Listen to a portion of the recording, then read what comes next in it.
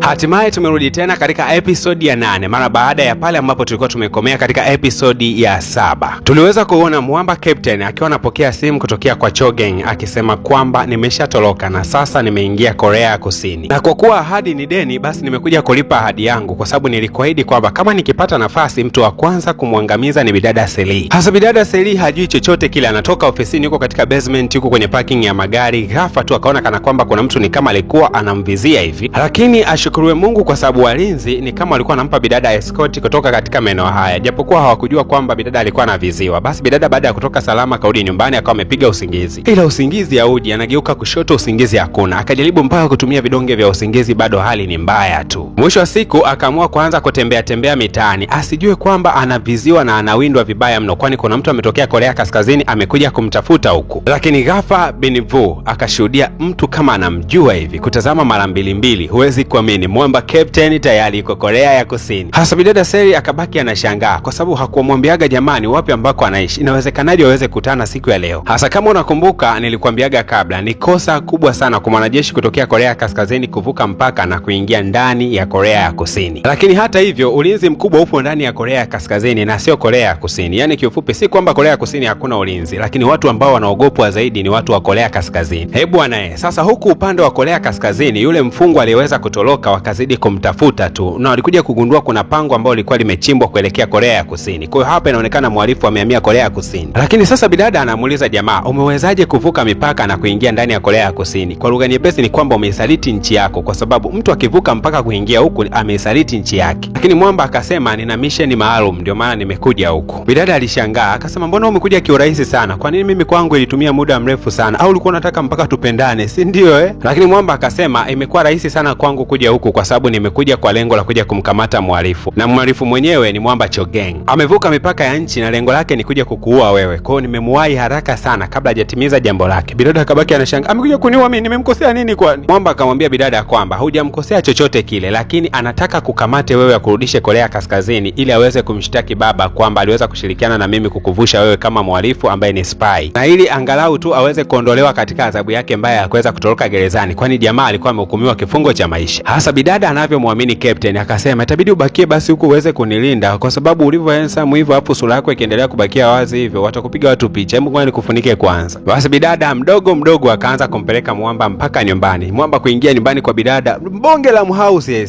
yaani jumba limetulia, so chini ya bilioni 5 hivi zimetumika kulijenga hili. Hasa bidada ni kama alikuwa anataka kupunguza nguo. Mwamba akamtazama bidada, wakaishia kutazamana tu kwa aibu hivyo. Mwamba akasema samani, kuna chakula kweli hapa ndani? Zunguka sana kwenye mafriji, kila sehemu akienda wanakutana na maji tu. Mwamba akawa anacheka anasema yani wewe uliniambia wewe ni tajiri alafu hata kwenye friji huna chakula kweli jamani? Bidada akaanza kusema mimi silagi sana, naagizaga vyakula kutoka KFC wananileteaga hapa kwa oda mara 2 tu kwa siku, ni kidogo tu na penye nakula, yani silagi sana. Wakati bidada anaendelea kujipamba hivyo, Mwamba akawa anakumbuka namna bidada alivyokuwa anapeleka mahindi ya kuchoma na namna ambavyo alikuwa anapeleka miogo, alafu leo bidada eti alagi sana. Jamani, ukiwa muongo kuaga na kumbukumbu hasa huwezi kuamini. Yale masoja ambayo ni marafiki ya Mwamba Captain na yenyewe alikuwa amefunga safari akaja huko Korea ya Kusini. Kumbuka kwamba bidada alikuwa anasimulia sana stories za Korea Kusini, kwa hiyo akaamua na yeye kufunga safari kuja. Sasa bwana njaa imepiga vibaya mno, alikuja huko hata 100 hayana, kwa sababu bidada alisema kwamba yeye ni tajiri, kwa hiyo akawa naamini akikutana tu na bidada atakula sana. Lakini miamba wameishia kula kwa kuchungulia katika migawa namna ambavyo watu wanakula vizuri. Na kumbe hata safari yao wao kuja huku katika nchi ya Korea ya Kusini ni kwamba walikuja kwa tiketi ya kuja kushiriki mashindano fulani hivi ya mbio za riadha, na huu mpango mzima ulikuwa umeandaliwa na babake Jang, na lengo la babake na Captain ilikuwa ni kwamba wamrudishe Captain haraka sana katika nchi yake ya Korea Kaskazini. Sasa miamba wamekuja huko hawana hata 100, yani wao walifurahia tu kuja. Basi wale kuku kutokea KFC ni kweli mida yake ikawa imeweza kufika. Bidada akaendelea kuwachapa kuku bana. Taratibu Mwamba akawa anamuuliza mahusiano yako na familia yako vipi, kwa sababu naona unaishi peke yako kwenye jumba kubwa la kifahari. Lakini bidada akadanganya akasema anaishi vizuri sana na ndugu zake wote, yani maisha yako bomba kabisa. Lakini wakati huo akawa anasikia hodi, kuna mtu anagonga hodi. Kabidi bidada aende kuangalia. Kuja kutazama hivi katika kioo anagundua kwamba ni kaka yake pamoja na dada yake.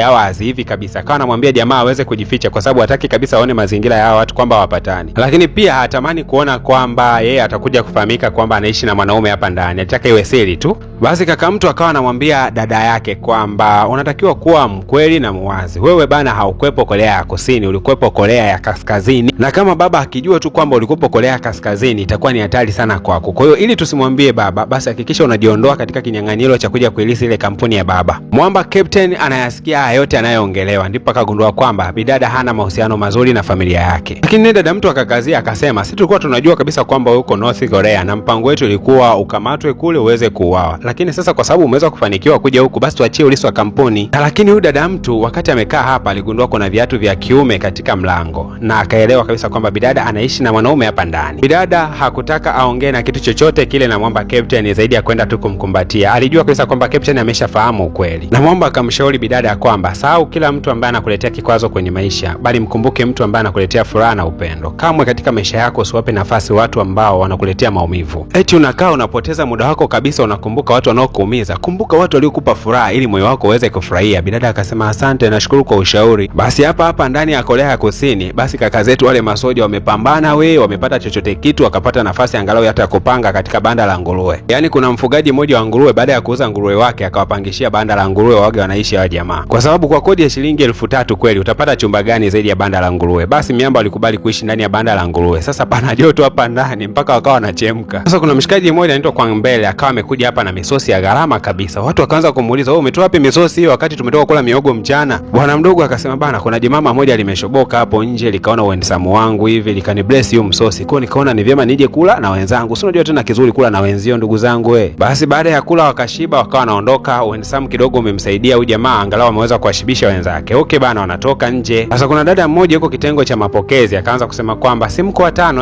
Wakasema ndio tuko watano. Basi sawa, bili yenu ni shilingi 350 ya msosi mliweza kula mchana huu. Samani mama, umesema 300? Sio 300, 350. Mwe mnaelewa. Kumbe Mwamba kaka Handsome aliagiza msosi wa 350 afu akasema tukisha kula tutakuja kulipa tunavyoleta vyombo. Miamba wakaanza kumshika jamaa sura akasema, "Tulikuwa tunataka tushangae kwa sura ipi ambayo iongwe? Hii sura hii. Sura kama kwapa la kuku." Mama wa mgawa akasema, "Mkimaliza kutukanana nataka 350 hapa mezani." Sasa tukirudi huku nyumbani kwa bidada Seri, leo alikuwa anabadilisha password hapa nyumbani kwake, lakini pia alikuwa anaweka fingerprint ya Mwamba ili jamaa akiwa anaingia waga anaweka fingerprint yake kisha anaingia ndani ya mjengo. Basi bidada akamtoa Mwamba akampeleka mpaka kwenye basement. Bidada alikuwa na bonge la gari bana ilikuwa imepaki pale. Sasa jamaa alipoweza kuiona gari kwanza akaipiga hivi kidogo. Bidada Seri akauliza, "Kwa nini umepiga hivyo gari?" Mwamba akasema, "Tunapiga hivi magari kwa sababu vipindi vya baridi huwa kuna wanyama wanakaga chini ya magari. Kwa ukipiga hivi wanatoka." Hey jamani Captain, acha ushamba. Huku sio Korea Kaskazini. Huku tunaishi kiprofessional. Hapa pana CCTV kamera. Hakuna mnyama anaweza kuingia chini ya gari. Oh, sawa basi nisamee. Ushamba tena wa Korea Kaskazini wananisumbua. Lakini dakika hiyo hiyo mara kuna paka akatoka chini ya gari akakimbia. Bidada hivyo hivyo kwa aibu bana akasema, "Basi samahani, kuanzia siku nyingine nitakuwa nagonga hivi kabla ya kuendesha gari." Sawa. Basi bidada akamtoa Mwamba pale na akampeleka katika duka la kuuza nguo. Bwana we, Mwamba alivaa suti moja ilimtoa vibaya mno. Bidada alipoweza kumuona Mwamba akasema, "Da!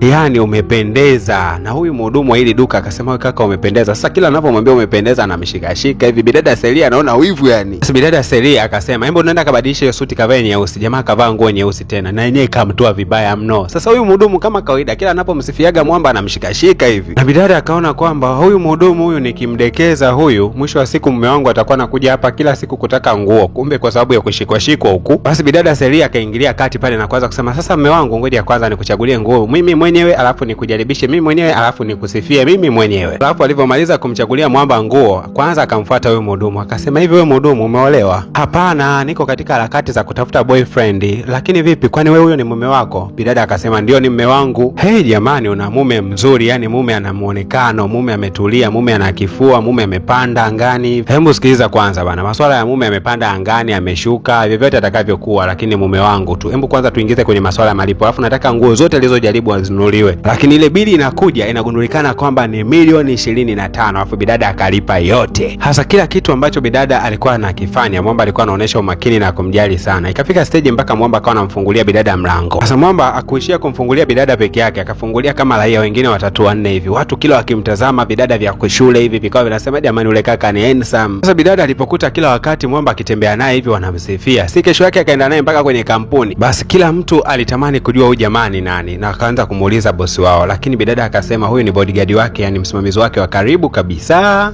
Hasa bidada alipokuwa ameweza kuingia ofisini kwake, Mwamba akawa anasubiria hapa kwa nje, akawa anaitwa bana, wewe karibu chakula, unajua ndo bidada ya kula hii. Lakini Mwamba akasema hapana, mimi ndakula na bidada Seli. Wakasema we subutu, mkurugenzi halagi na mtu ovyo ovyo, yani mlinzi ukale na bosi, unajichukuliaje wewe? Mwamba alisubiri sana mpaka mishale ya usiku, bidada akawa amemaliza kikao chake na tayari akawa anarudi nyumbani. Mwamba akawa anamwambia bidada kwenye gari, inaonekana wafanyakazi wako wanaelewa ratiba yako ya kula mpaka utaratibu wako wa kula, yani inaonekana wanakupenda sana na unawapenda sana, si ndio? Bidada akasema ndio nawapenda, lakini wewe nakupenda mpaka moyoni. Yani katika kitu ambacho bidada Ray ameweza kujaliwa, basi ni namna ambavyo anajua kuyasema maneno yake vizuri. Aliongea maneno ambayo yalimkosha sana jamaa. Hasa Mwamba Captain, ule wakati ambapo amewafungulia watu mlango akawa anapita pita pale ameshikilia mlango kwa niaba yao, ile picha bana ikawa imetapakaa katika mitandao ya kijamii na watu wakawa wametuma comment kama wote. Sasa kuna baadhi ya lugha za Korea ya Kusini huwa hazielewi vizuri. Akawa anamuuliza bidada, hapa anamaanisha nini? Bidada akawa wanasema kwamba ni bonge la handsome wewe.